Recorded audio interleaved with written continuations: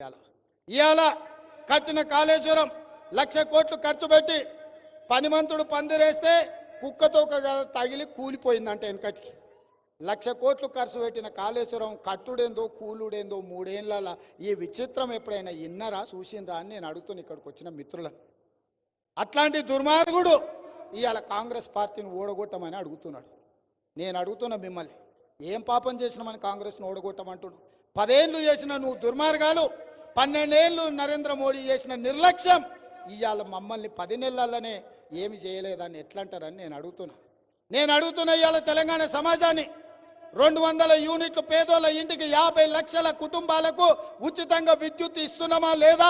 రైతులకు 24 గంటల కరెంటు ఉచితంగా ఇస్తున్నామా లేదా? 500 రూపాయలకే సిలిండర్ ఇస్తున్నామా లేదా? 10 లక్షల రూపాయల రాజీవ్ ఆరోగ్యశ్రీ మీకు ఇస్తున్నామా లేదా? 21,000 కోట్ల రూపాయల రైతు రుణమాఫీ చేసింది మేము కాదా? 500 రూపాయల బోనస్ ఇచ్చిన ప్రభుత్వం మాది కాదా అని నేను ఈ మిత్రులను అడుగుతున్నా.